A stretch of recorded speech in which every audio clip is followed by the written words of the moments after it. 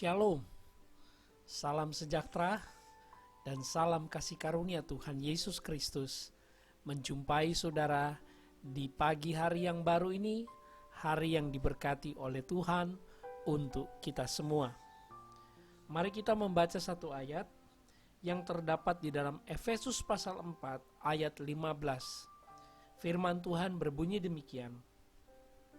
Tetapi dengan teguh berpegang kepada kebenaran di dalam kasih, kita bertumbuh di dalam segala hal ke arah Dia, Kristus yang adalah kepala.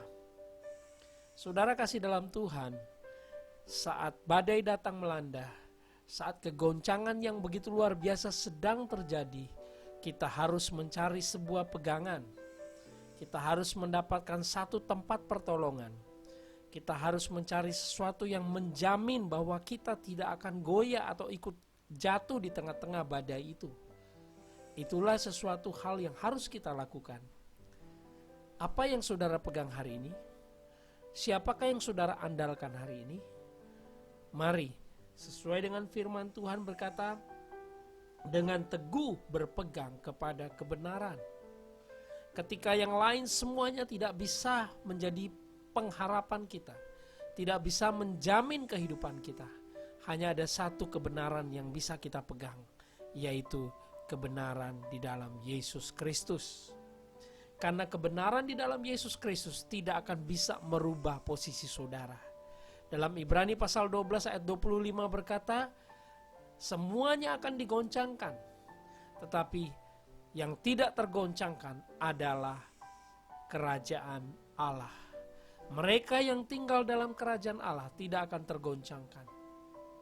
Kita sedang melihat fakta di bulan-bulan yang terakhir ini, di waktu-waktu yang terakhir ini, semuanya sedang digoncangkan. Baik ekonomi, sosial, budaya, tatanan kehidupan. Sekarang kita mengenal istilah baru, new normal, atau kenormalan baru. Apakah itu? Itu sesuatu yang sedang merubah tatanan kehidupan kita, merubah pola perilaku kita. Dan tidak hanya sampai di situ, juga menggoncangkan kehidupan banyak orang. Sehingga kita perlu memiliki satu pegangan. Bagaimana caranya? Caranya adalah dengan kita datang kepada Tuhan. Karena memang sesungguhnya Dialah yang memang sudah bersedia, bahkan yang berinisiatif datang dalam hidup saudara. Dia menawarkan keselamatan, menawarkan pertolongan, menawarkan damai sejahteranya yang tidak bisa dibeli oleh kekayaan dunia ini. Dunia ini hanya bisa memberikan apa yang sementara dalam hidup kita. Tetapi Yesus Kristus adalah solusi dan jawaban dari setiap pergumulan kita. Saya tidak sedang mengatakan kita tidak butuh hal-hal yang lahiriah. Kita masih tinggal di dunia ini. Tetapi yang saya mau katakan adalah bahwa adalah hal yang lebih penting, yaitu kita berada di dalam Tuhan Yesus Kristus. Bagi saudara yang mungkin belum mengenal siapa Tuhan Yesus Kristus itu, seperti apa pertolongannya dalam hidup saudara, mari saudara dengarkan kabar baik dan saudara bisa melihat dan boleh mengalami bahwa Dialah juru selamat. Yesus berkata, barang siapa percaya tidak akan binasa melainkan beroleh hidup yang kekal. Asal kita percaya, saudara menerima kehidupan kekal. Kehidupan kekal itu adalah bagian dari kerajaan Allah. Sekalipun kita belum berada dalam kehidupan yang dikatakan kehidupan di sorga, tetapi kita sudah ada di dalam kerajaan Allah. Dan kerajaan Allah itu adalah Yesus Kristus. Dan firman dan kebenarannya yang kita hidupi hari ini. Yang Dia sedang hidup di dalam saudara dan saya. Karena itu Alkitab berkata, berpegang teguh kepada kebenaran di dalam kasih. Saat saudara berpegang teguh dalam kebenaran, saat saudara percaya pada kebenaran itu, maka kita akan bertumbuh di dalam kasih. Ya, di dalam segala hal ke arah Dia. Di dalam kasih kita bertumbuh di dalam segala hal. Ini luar biasa saudara.